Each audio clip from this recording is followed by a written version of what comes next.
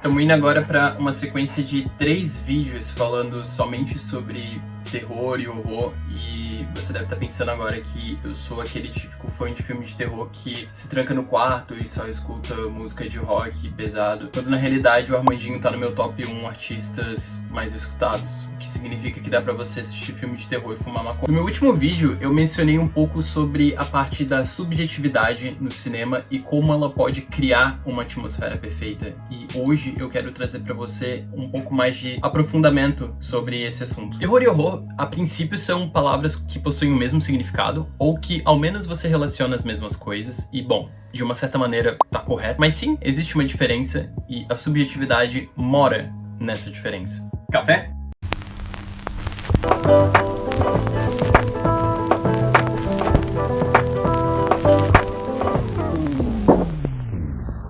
O terror busca uma atmosfera envolvente que vai te assustar com as possibilidades do que tem além daquilo que a gente consegue compreender. Ou seja, ele vai trabalhar o mistério, a dúvida e a imaginação. É com o terror que nós normalmente sentimos ansiedade, nervosismo e repulsa. Essas reações são muito comuns, já que o terror vai brincar com aquela área do cérebro que ativa os seus instintos primitivos, que são o senso de urgência e o medo, pois nós não temos ideia do que tá à espreita no filme, mas temos dicas que são jogadas como gatilhos que nos deixam com certo medo. Alguns exemplos de filmes que podem passar essas ideias são Psicose, O Iluminado e Corra. Esses 3 filmes possuem algumas características em comum, dentre elas, o receio ao desconhecido. Isso acontece quando nós somos inseridos em uma situação que é sutilmente fora do habitual. São poucas coisas que ainda não despertam um senso de urgência, mas que despertam gatilhos que nos avisam de uma possível ameaça. Isso acontece, por exemplo, quando uma senhora de idade, que nos é apresentada como uma doce velhinha dona de casa, de repente começa a apresentar um comportamento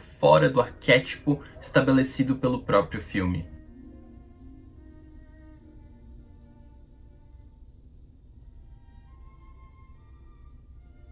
Tell me, how is it being back in Derry? No cinema, o terror é utilizado de diferentes formas, uma mais criativa do que a outra, e essa é a magia do audiovisual. É saber contar sem mostrar, seja por falta de orçamento ou escolha criativa. Você não precisa mostrar algo terrível para assustar, basta descrevê-lo com os recursos que você tem ao redor.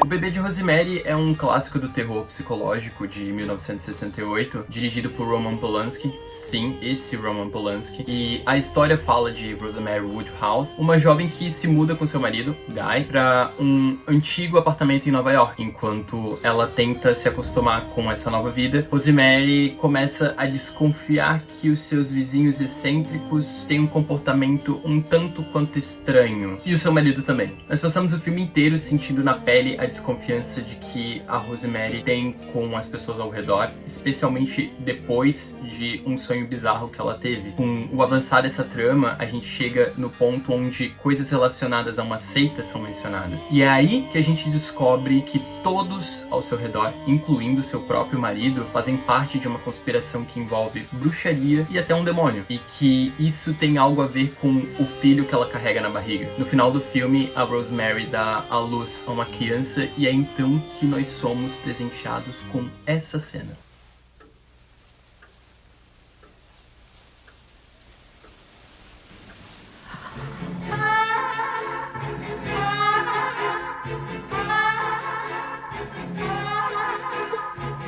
What have you done to it? What have you done to its eyes? He has his father's eyes. Cara, vocês estão vendo minha cara? Isso aqui tudo, ó, é suor. Eu desisti, meu cabelo vai ficar assim, e é isso aí, tá? Só aceitem. Nesse filme a gente consegue destacar 2 pontos importantes sobre o terror subjetivo. O primeiro deles está no comportamento do culto, que desde o início age de uma maneira estranha, e isso se intensifica quando até mesmo o marido da Rosemary passa a agir dessa mesma maneira. Essa conspiração com as pessoas ao seu redor é o suficiente para deixar o espectador com um sentimento de sufoco, nervosismo, além do próprio incômodo. É como eu mesmo disse, é o sentimento de que tem tem algo fora do comum, mas não grande o suficiente para causar uma reação de pânico imediata, porém também não é pequena o suficiente para não deixar um certo nervosismo. Um outro ponto que eu gostaria de destacar é justamente sobre essa cena. Você percebeu que em momento algum nós vemos o filho da Rosemary? É espetacular como o diretor conseguiu criar uma imagem assustadora de uma criatura sem nem mesmo mostrar ela. Tudo isso através da expressão da Rosemary. Toda a construção do filme foi feita para esse momento. E na minha opinião, se mostrassem alguma coisa, não teria o mesmo impacto que deixar o espectador imaginar se baseando nas expressões de pavor de outra pessoa. Você sabe que tem algo muito errado ali e não precisa ver para se sentir incomodado. E é por isso que eu gosto tanto desse filme. Agora, se por um lado nós temos o terror querendo contar uma história que trabalha bastante com a linha da subjetividade e imaginação, o horror vai querer fazer justamente o contrário, né? Eu gosto de dizer que o terror é a antecipação do impacto e o horror é o próprio impacto. Ou seja, ele vai trabalhar com o pavor, o choque e a repulsa. Um exemplo perfeito do que eu tô querendo dizer acontece no filme Sexta-feira 13. E agora eu vou pedir pra você fazer um exercício. Imagina que você não sabe nada sobre essa franquia e que você não sabe que tem um brucutu de 1,90 de altura com uma máscara de hockey querendo matar todo mundo. Imagina que você tá nos anos 80 e tudo que você sabe é que esse é um filme de terror e você tá prestes a entrar na sala de cinema, ok? Ok. O filme começa com um prólogo onde o assassino acaba empatando a foda de dois adolescentes, meio que para sempre nesse caso. E o interessante é que nós não vemos o rosto do assassino, já que estamos no ponto de vista dele.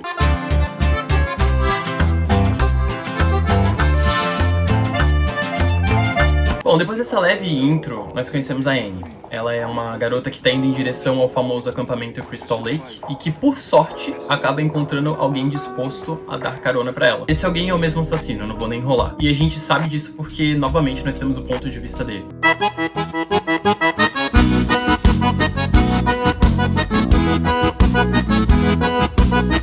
Então aqui nós temos o terror de não conhecer quem é o seu oponente. E esse terror abre caminho para o que vem depois. No passado do filme... spoiler. A Annie morre logo no começo do filme. Ela não é a protagonista. Foi mal pelo spoiler de um filme de 1980. Com o passado do filme nós conhecemos a Alice e um grupo de jovens que vão trabalhar como monitores no acampamento Crystal Lake. Só que o nosso querido assassino também foi pra lá. E ele começa a matar um por um. E o legal é que ninguém percebe. Então tem alguém passando a faca em geral, enquanto os outros estão, sei lá, transando. Leva muito tempo pra que os sobreviventes percebam que estão sendo eliminados e essa é a graça do filme. Eles estão fazendo qualquer coisa e você fica nervoso por saber de uma ameaça que, mesmo que você não tenha visto, você sabe o quão perigosa ela pode ser. Mas depois que a Alice finalmente percebe que tem algo de errado, é quando o filme muda de um terror pra um horror. E nós temos finalmente a revelação da assassina. Essa que é a mãe do Jason, a Pamela Voorhees. A Alice então tenta fugir, mas acaba esbarrando nos corpos de todos os seus amigos. Nessa cena a gente vai ter um dos maiores momentos de horror, que é o impacto de tudo isso. É quando o gore aparece pra chocar o espectador, deixando todo esse medo ainda mais palpável. A partir dali, tudo vai ser muito mais sangrento. Até mesmo o final brutal da mãe do Jason, depois de uma grande luta. Depois de toda aquela luta brutal envolvendo a Pamela e a Alice, nós temos um momento de alívio. A Alice passou por um verdadeiro inferno em Crystal Lake, até nós mesmos ficamos sem fôlego com aqueles últimos 20 minutos de filme, e é então que o filme se encerra em uma cena que é pra ser uma recompensa por todo o terror e o horror que ela passou, e nós também, de certa maneira. A Alice consegue escapar daquele inferno em um barco, numa bela cena com uma trilha sonora que conforta o espectador. Esse é com certeza um final que te deixa respirar aliviado, pensando que tudo ficou bem, ou talvez não. Existem diversos exemplos, tanto de terror quanto de horror, mas pra ser sincero, isso não é algo muito importante, a não ser que você seja um cinéfilo chato pra caralho. Apesar disso, é bom saber esses pequenos detalhes pra entender como a trama de um filme tá se guiando pra o que ela pretende fazer com a gente. E agora você deve estar pensando, nossa, então quer dizer que todo esse conhecimento que você acabou de passar pra mim e tudo isso que você falou, toda a parte da diferença entre terror e horror é insignificante e não vai fazer diferença nenhuma na minha vida? Sim,